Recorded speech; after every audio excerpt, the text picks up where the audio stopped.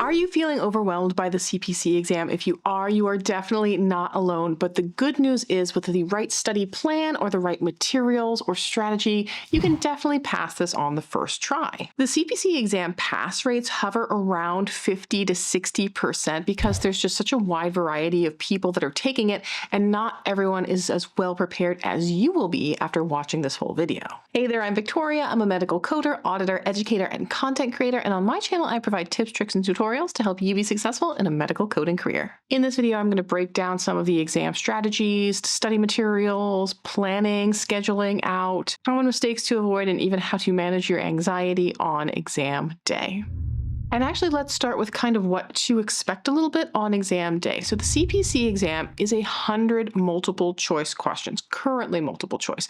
There is talk that at some point there might be a few fill in the blanks down the road, but that will be made known well in advance. It's not like you're going to prepare for a multiple choice exam and they're going to surprise you on exam day. They are going to give major advance notice if and when that happens. It is a timed exam, so you have 4 hours to complete it, and it is open code book, and you can bring either your own personal physical books to use, or you can elect to use ebooks, which means when you redeem your exam voucher, you say, I want to use ebooks, and they will embed the ebooks in your exam platform. You can't log into your own personal ebooks, so there are some considerations there as far as if you want to purchase or utilize your own physical books, or if you just want to use the ones that they will embed at no additional cost in the exam platform. The CPC exam is randomized, so there is a bank of over 1,000 questions, and they are categorized and they are graded on difficulty level, and you will get 100 randomized questions, but there is a structure involved. There's going to be like 6 questions on the integumentary system, 6 questions on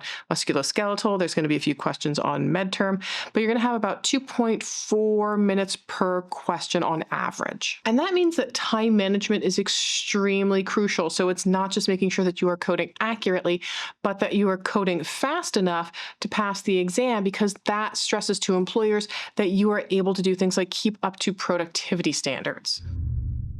Now, as far as your study plan, this is going to vary from person to person. There are people who are maybe going for an associate's degree. You don't need that for medical coding, but there are some people that want to take that time and take 1.5 to 2 years to study this before taking their certification exam. There are some people that might take less time because they have some experience in healthcare or they have experience working in revenue cycle. But on average, most people take around 6 to 9 months to study medical coding before taking the CPC exam. So how do you kind of make the best use of your time? How do you break down all of those studyings? But first, in order to be successful as a medical coder, you have to have at least a foundational knowledge of medical terminology as well as anatomy. There are some great books out there. The one I recommend is Medical Terminology and Anatomy for Coding. This is the 3rd edition. I believe they are now up to the 5th edition. If you are on a budget and you want to get an older edition because it's cheaper and it's more in your budget, that's not a terrible option. So the medterm and anatomy portions haven't changed at all. The reason that they have to publish new editions, though, is because they tie them into coding scenarios. So because the codes have changed, oftentimes some of the cases will then change because the codes that are tied to them have been updated. So that's why over the past few years, they've developed a couple of new editions. So it's not going to make or break your ability to learn medterm and anatomy if you're using an older edition. Just understand that there might be some codes that they reference in the older editions that now have been updated. So a lot of people take a few weeks up to a month just to learn medterm. And the next thing you're going to want to tackle then is the compliance concepts. So things like HIPAA and the different insurances that come into play and the different policies surrounding that, and things like using advanced beneficiary notices and different forms, and just regulatory things surrounding medical coding. There are questions on the CPC exam that do test you on your knowledge of compliance and regulations. Now, after you've jumped into medterm and some things about insurance, the next thing you're going to want to tackle is ICD-10-CM. ICD-10-CM is another good, solid several weeks to a month of studying that.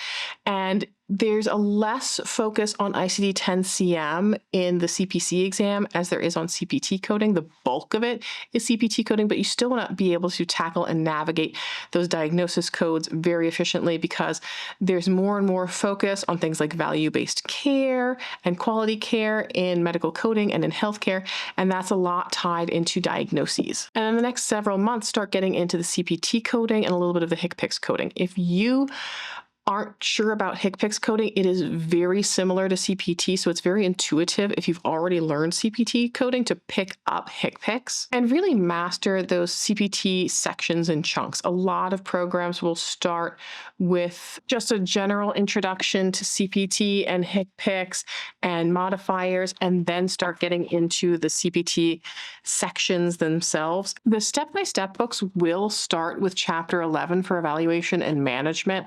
If you get stuck on this, don't be ashamed to skip it and come back.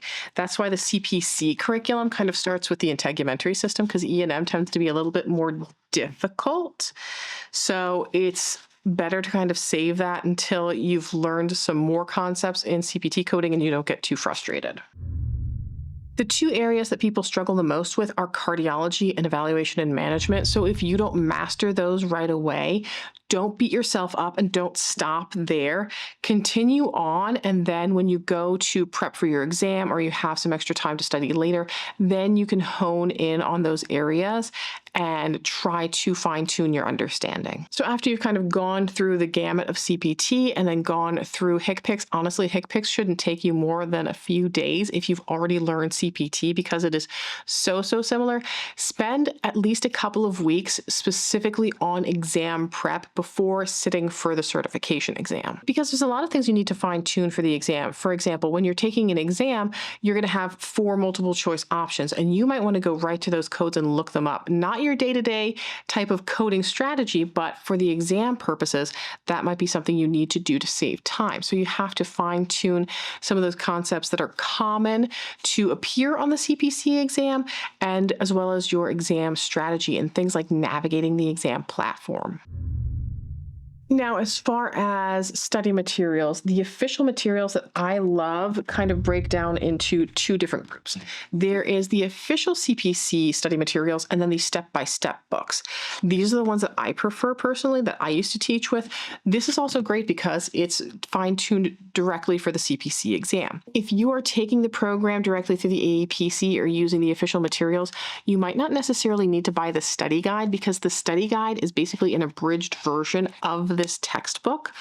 The study guide does, though, come with some practice questions, so that might be beneficial. And sometimes you can get a really good bundle where they'll say, hey, we'll sell you your exam voucher, your study guide, and practice exams for a bundle fee that's a little bit discounted. And that's a good option as well, because those are all great benefits. Those practice exams directly from the AAPC are phenomenal because they give you an experience that is just like taking the actual exam. So you know how to navigate, you know how to flag a question, you know how to come back to it, you know how to use the notepad, the E&M calculator, all of that great stuff. Now, if you have the official CPC material and you want something else, you can consider getting the step-by-step medical coding textbook. There's also a workbook, and there's lots of cases that you can do in here. The one caveat I will tell you about using the step-by-step is they will not give you every single answer to all of the questions. They give you maybe like 70% of them.